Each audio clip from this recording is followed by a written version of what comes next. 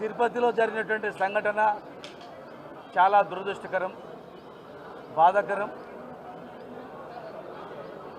చనిపోయిన కుటుంబాలకు ప్రగాఢమైనటువంటి సంతాపం వ్యక్తం చేస్తూ ఉన్నాం.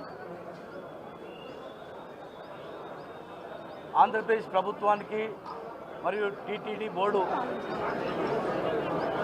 వాళ్ళందరికీ కూడా మేము విజ్ఞప్తి, ఇలాంటివి జరగకుండా పగడ్బందీ ఏర్పాట్లు చేసుకోవాల్సిన అవసరం ఉంది. లోపాలను పరిశీలించుకోవాల్సిన అవసరం ఉంది. లోపాలను సరిదిద్దుకోవాల్సిన అవసరం ఉంది. బ్రహ్మోత్సవాలు కానీ, ఇలాంటి ప్రత్యేకమైన దర్శనాలు, వైకుంఠ ఏకాదశి కానీ, ఇలాంటి సందర్భాల్లో అత్యధిక భక్తులు వచ్చేటువంటి తెలంగాణ కావచ్చు, అటు తమిళనాడు కావచ్చు, రెండు తమిళనాడు తెలంగాణ రాష్ట్రాలకు సంబంధించినటువంటి ప్రభుత్వాలతో మాట్లాడి వాళ్ళ సిబ్బందిని కూడా, అదనపు సిబ్బంది కూడా తీసుకున్నట్లయితే ఆయా రాష్ట్రాల నుంచి వచ్చే భక్తులను వాళ్ళు కంట్రోల్ చేయడానికి కూడా అవకాశం ఉంటుంది.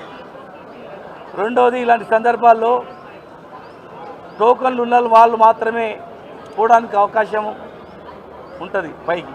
కానీ టోకన్లు దొరుకుతాయని చెప్పి 10 మంది వెళ్తారు, కొంతమంది మాత్రం అవకాశం ఉంటుంది.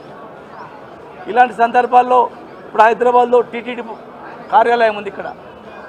ఇక్కడ కూడా ఆ టోకన్ సౌకర్యాలు, బుకింగ్ సౌకర్యాలు ఇక్కడ ఏర్పాటు చేస్తే ఎవరికైతే దర్శనం టోకన్ దొరుకుతుందో వాళ్ళు మాత్రమే అక్కడ దర్శనం పోతారు. అన్నప్పుడు తొక్కిసలాట జరగదు.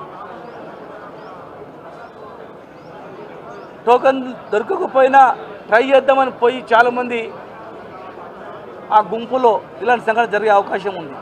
కనుక మీరు ఆలోచన చేసి హైదరాబాద్లో కూడా ఆ టోకన్ సౌకర్యం కలిగేటువంటి ఏర్పాటు ఇక్కడ, ప్లస్ బాధ్యులను గుర్తించి, లోపాలను గుర్తించి అలాంటి జరగకుండా చేయాలి. గతంలో మేము మా మనోభావాలను అక్కడ తెలియజేసినాం.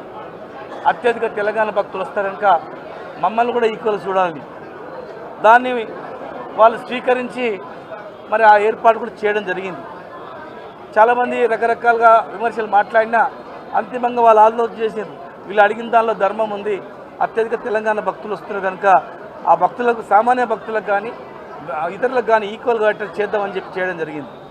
ఈ విషయంలో కూడా మేము చెప్తా ఉన్నాం, ఆ ప్రాంతంలో దేవుడు ఉండొచ్చు, కానీ ప్రతి ఇంటికి, తెలంగాణలో ప్రతి ఇంటి దైవం ఆ వెంకటేశ్వర స్వామి.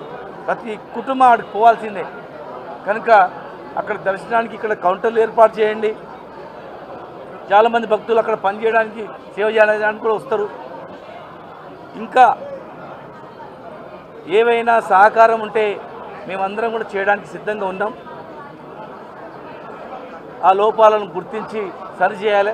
దేవుని ప్లేస్ కనుక మేము ఎక్కువ మాట్లాడలేకపోతున్నాం. దయచేసి మీరే సమీక్షించుకొని పునరావృతం కాకుండా చేయాలా. ఎవరైతే గాయపడిన వాళ్ళు ఉన్నారో మరి అక్కడ ఒకవేళ వైద్యం సరిగా అందకపోతే హైదరాబాద్ పంపిస్తే ఆ గాయపడినటువంటి వాళ్ళందరినీ మేము దగ్గరుండి బాగు చేయిస్తాం. రెండు రాష్ట్రాల్లో కలిసిమెలిసి అభివృద్ధి చేసుకుందామన్నాం, కలిసిమెలిసి ఉండాలన్నాం. దేవుని దగ్గర కూడా వ్యత్యాసాలు ఉండొద్దని చెప్పినాం. ఇంకా ఏమైనా వ్యత్యాసాలను సరి చేసుకోవాలని చెప్పి కూడా ఈ సందర్భంగా విజ్ఞప్తి చేస్తున్నాం.